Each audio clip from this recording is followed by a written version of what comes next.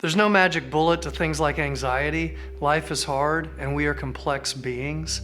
Is anxiety a spiritual issue, a relational issue, a psychological issue, a physiological issue? The answer, I think, is yes, all of the above. And so the approach to growth and healing in this area must also be an all of the above approach.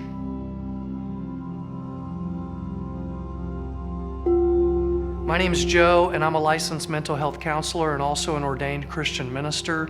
So my perspective on these topics is shaped by a worldview that says God cares about you and He desires greater freedom for you in your struggle with anxiety. So let's talk about what do we do with our fears? What do we do with our worries? The steps that I'm about to share with you are not a definitive or exhaustive list, nor is any one of them a magic bullet to cure anxiety, nor am I suggesting that a simple video with some steps is what is needed to deal with any mental health diagnosis. But I am confident that if any of these steps I'm about to walk through, if you're not currently practicing them, then just by implementing some of these will have a positive impact and change. So first, you got to name it. Have you named it? Have you put words to it, to your anxiety? Have you spoken it? Have you said it to yourself? I am anxious. I am worried. Have you put words to it? When the Bible talks about not worrying, it's not saying pretend. Oh, you're feeling anxious, pretend you're not. It's also not saying suppress, just push it away. In fact, what many studies on anxiety have shown is that when your approach to anxiety is just to push it away and pretend it's not there, that creates another association in your brain, the association of resistance.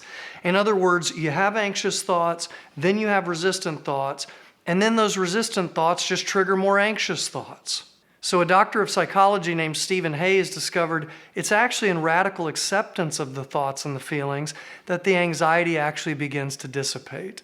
Now, I don't mean accepting the thoughts as true. Thoughts are neither true nor false. They're thoughts in your consciousness. So accept them and let them pass through. Kind of like cars driving down the street outside your house. You can hear them without focusing on them. But if you try to pretend they're not there, they're only going to get louder. So just name it. I'm having anxious thoughts and feelings right now. I'm having worrisome thoughts right now related to XYZ. Then after naming it, you got to examine it. I said in a previous video, troubling thoughts and emotions, they're like dashboard indicator lights. They point to something under the hood. So pop the hood. What's under your anxiety? What's fueling it? Certainly a desire to control is in there, but what has fastened you to that pattern? Are you grappling with control and worry because maybe the sadness or grief underneath it is harder to face? Or is this a part of your story? I work with clients all the time whose present experience of anxiety finds its roots in painful or even traumatic memories from their past.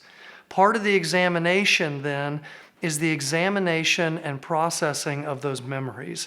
This is where a licensed counselor might be helpful. This examination step, it may require the assistance of somebody to come alongside you.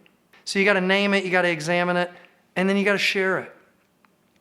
For some people, their anxiety is embarrassing and they don't want to tell anybody. I get it. I felt the same way. But listen, the freedom of just vulnerably opening up to somebody who cares about you is incredible.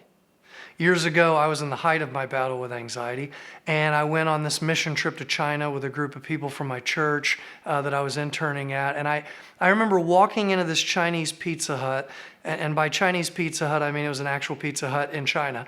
And we're going into this restaurant, and I just start to feel anxious. My thoughts start racing, and I start to think, I'm going to have a panic attack right here in this restaurant. And listen, if you've dealt with panic, you know the one place people who have panic attacks don't want to have a panic attack is across the world from their home in a Pizza Hut in Beijing. So I did what my counselor at the time had prepped me to do.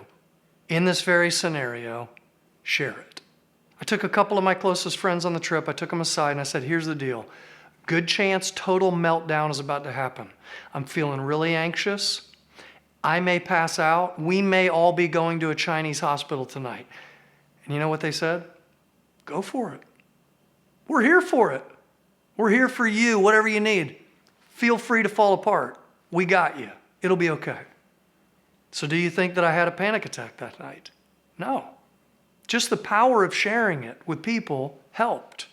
So don't battle your anxiety alone. Tell others about it. Let the people who care about you care about you. So you got to name, you got to examine, you got to share. And then this fourth piece, you got to lament it, okay? Lament. Jesus said in Matthew 6, do not worry. He didn't say don't pray your worry. He didn't say don't express your worry. Cast your anxieties on the Lord because he cares for you. That's 1 Peter 5:7. Cast it, lament it, pray it. Lamenting is crying out to God from the depths of your pain. The Bible is filled with lament. The Bible is filled with prayers that are radically honest and vulnerable. In the height of my anxiety, I was on medication for it. I was seeing a therapist every week, but I was also glued to Psalm 16 every night before bed. Preserve me, O God, for in you I take refuge. Every night I was offering up my anxiety to him. I was praying my worries. Don't shy away from telling God. Now the hardest part. You got to entrust it. Entrust it. Lamenting, being honest with God about your fears, is one thing. Practicing surrendering and entrusting your fears to God, that's another thing. And for many like myself, this is a lifelong thing. But I'll tell you one thing in the surrender and trust step that I found helpful. Fill your mind and heart with the promises of God. This isn't denial. Life is hard in this world. But what if his promises overshadow whatever's currently overshadowing you? You know the resurrection of Jesus 2,000 years ago? That wasn't God saying, look what I can do. Look what I can do. Isn't this cool? It was God saying, look what I will do. There's a resurrection of all that's broken that is promised to us, and it was set in motion by Jesus. Again, as I wrap up this video, I'm not suggesting that a single video with some steps is what is needed to deal with any mental health diagnosis. But I'd encourage you to put into practice some of these action steps and see if you find yourself on a journey towards wholeness and healing in the area of worry and anxiety. See you in the next video.